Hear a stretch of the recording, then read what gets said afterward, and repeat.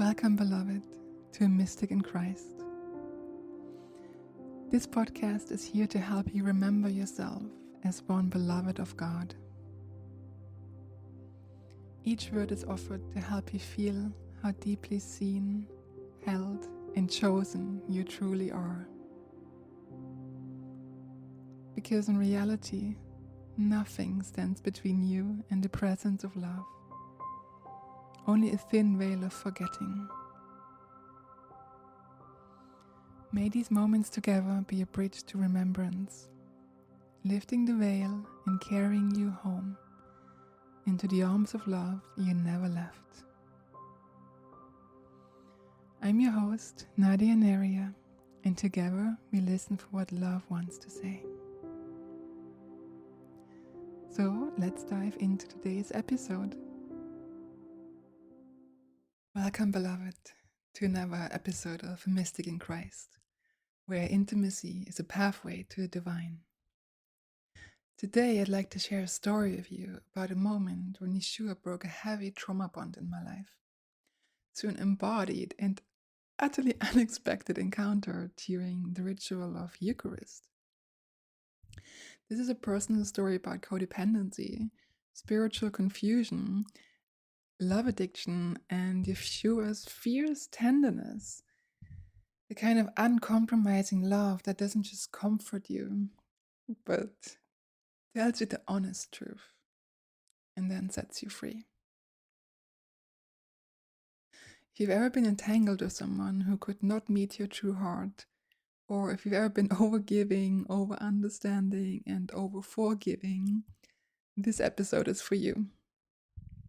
So last winter, I was caught up in a relational pattern I thought I had been dealing with long enough, and I thought I was done with it. But clearly I wasn't. So I was involved with someone that I loved and cared deeply about. But that relationship had become increasingly ambivalent, avoidant, and inconsistent. They were becoming more and more mixed signals. Their communication wasn't clear. There was emotional distancing and even dishonesty and lies where I'd really expected radical truth and transparency. So things were getting pretty hard. But still, I tried to make it work. I hustled for it. I overgave, I explained things away, and I totally spiritualized and bypassed the red flags. I kept telling myself that love meant endless patience, infinite understanding, and complete compassion. However, on the inside, my nervous system was beginning to unravel again. Like I wasn't already burned out. But on the outside, I just kept trying to be the conscious one, the spiritually understanding woman, the forgiving one, the one who listens to another's process for hours on end and still feels embarrassed for asking to have her own needs met. So anyway, when we had plans to meet and they fell through again, I very spontaneously signed up to go on a retreat to spend a weekend in silence with a small community of evangelical nuns, just to step away from all the mess and to be able to hear myself think again, and to pray for some clarity and to understand what the next step should be, what I should do about this relationship that had suddenly become very stressful. The retreat was amazing. It was very simple. Everything was planned out very monastically, meals and prayers taking turns with silence and contemplation. I had no high expectations really or mystical anticipation other than just wanting to be alone with Christ and journal my two-way prayer practice, which I loved so much, in my little attic room. The rituals I participated with an open mind, and the nuns were really kind and gracious and sweet. But also, I wasn't sure if they maybe thought I was a little strange. They did not seem to have a very intimate relationship with Jesus. Like, not in the way I did anyway. But since they all wore a gold ring, I kind of thought, oh, maybe they're also married to Christ. So I just asked them, like, innocently, like, are you all married to Christ? Because I knew that some Catholic nuns had as part of their vow, but apparently not in the evangelical community, because one of the nuns answered in a slightly cold tone. She said, well, I wouldn't call it exactly that.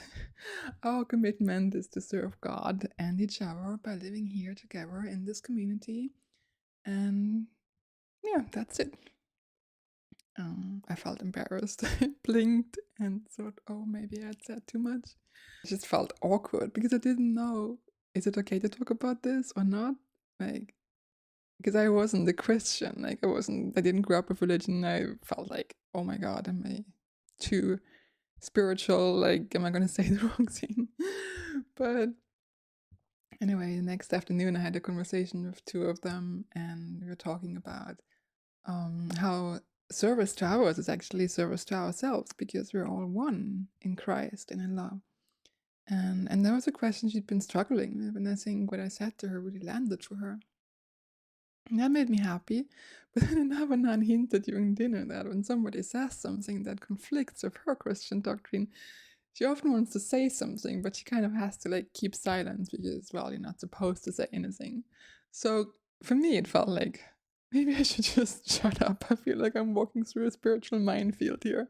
But anyway, the next day was like Sunday, and it was time for Eucharist.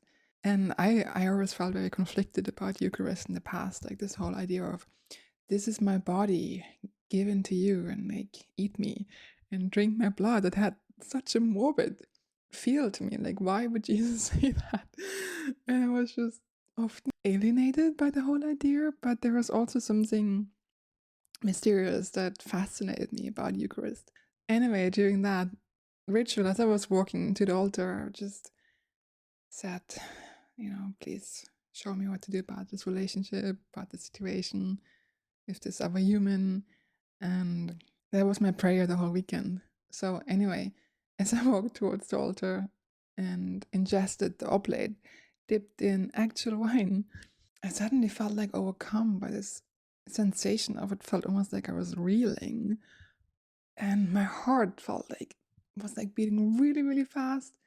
And then it was like almost like it was a blaze, like had caught fire. And I was walking back to the pew. It was like my whole body felt intoxicated, as if I'd been drinking a whole glass of wine or two. And I was thinking, but it can't be the alcohol. It was just a drop. It's not like I had a whole bottle. But I was so undone. And I remember listening to another podcast, and Cynthia Bourgeois was talking about how she experienced her first involuntary Eucharist in her early 20s, and she had the very similar experience where she said like it was like a recognition in her body. It's like, oh, there you are. Jesus' presence really is there in that moment. And he once said to me, it's like, yeah, that's why I am still present in the breaking of bread. It's the ache of incarnation. So in hindsight, it makes perfect sense. But in that moment, I just felt so tender. It felt like my whole nervous system was completely cracked open. My heart was like so open. I was just sitting there on the brink of tears. And in the next moment, one of the elderly sisters just picks up her guitar and just begins like strumming this old Swedish hymn on her guitar, and then the whole church starts singing along in Swedish, and it was just so endearing. But what's more, it was the same hymn, this person that I was in this dynamic with had been recording on an album once, and I loved that song so much. So it felt like God was saying, like, do you get it? And in that moment it felt like my heart just cracked open. Like I was just sobbing. My shoulders were shaking, like the tears were running down my face. I just couldn't hold it in anymore. It was not only because of the whole situation that was so heartbreaking, also something was like releasing from my heart, and at the same time also being activated. It was like my prayers from that weekend were not just being answered with words, but in a way that my body couldn't ignore anymore. It was just very physical. And in that moment, it felt like Spirit was saying to me, like without words, like, you're not alone. You're so held. I'm right here. And you're being liberated right now. Even though I felt so tender, I felt super safe and so loved at the same time. This has happened before, but that time was like really, really strong. And soon after that, the service was over, and I just felt like, oh my God, people started talking, and I was like, I can't deal with this. It's too much noise. Well, like, I'm gonna like rushed out into the cold February air, and the sun was shining. The landscape was snow covered, and there was endless silence outside. It was just so freeing. Like, I could like finally breathe deeply again after weeks of holding my breath. And I just knew in that moment, I felt such clarity and such power. And I just knew I cannot continue like this anymore. I need to end this dynamic. I need to step away from this entanglement. It was just so clear. And what I realized later in the process as I was coming home again in the next few days was still moving through the realization. And I realized like I wasn't even like attached to the relationship or that person, but I was kind of clinging to their highest potential. I was holding on to an idea of who they could be in the highest, and I was loving that. But clearly, they weren't capable of embodying that in this moment.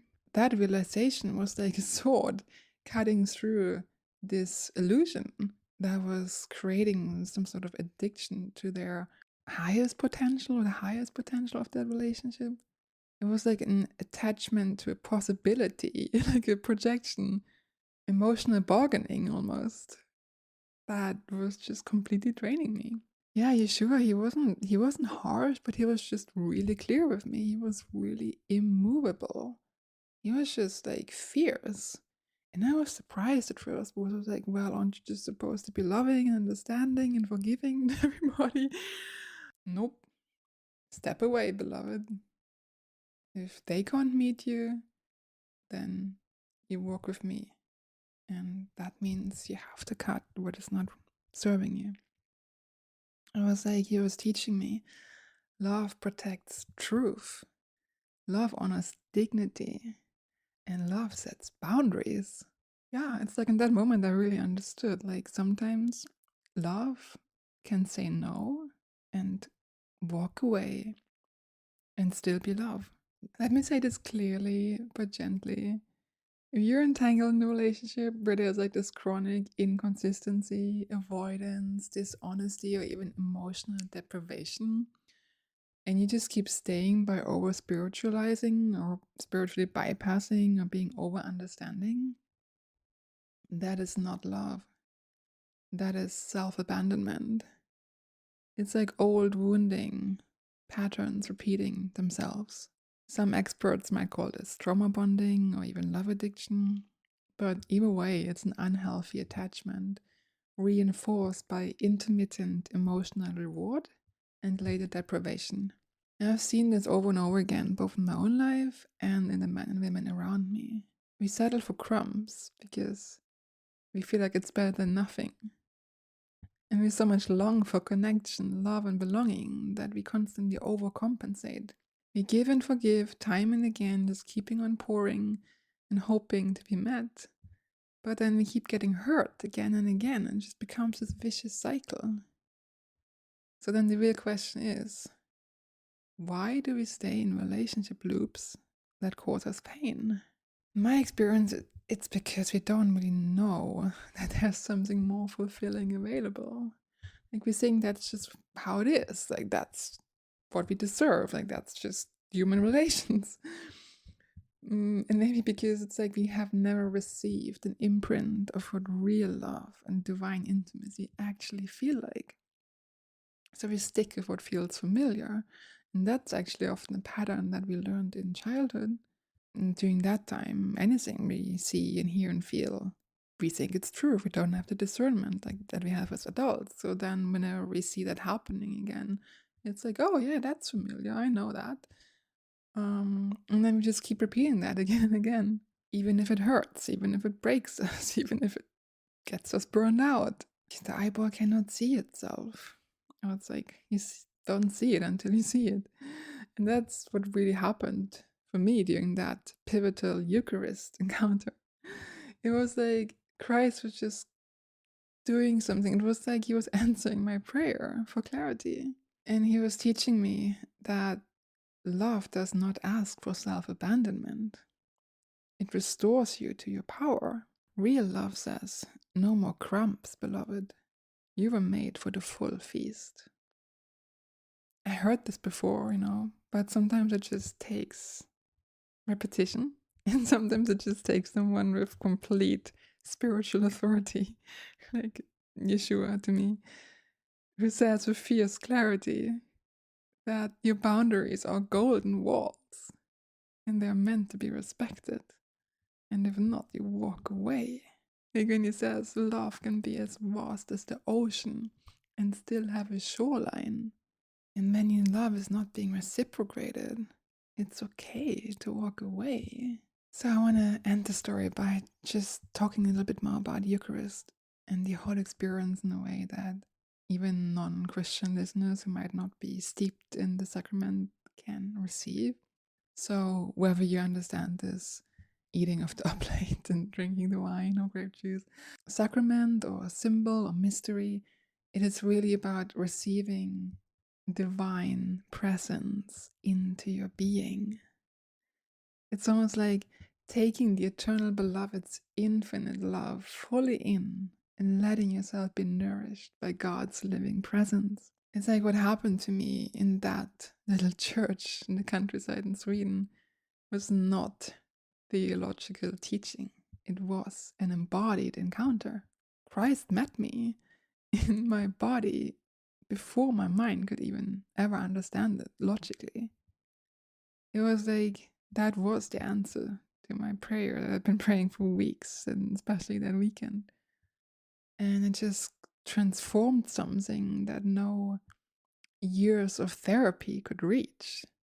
It was like I'd done so much self-help and therapy and healing, and I'd heard all these things mentally before again and again and again. It's like, yeah, I know, I should, blah, blah, blah.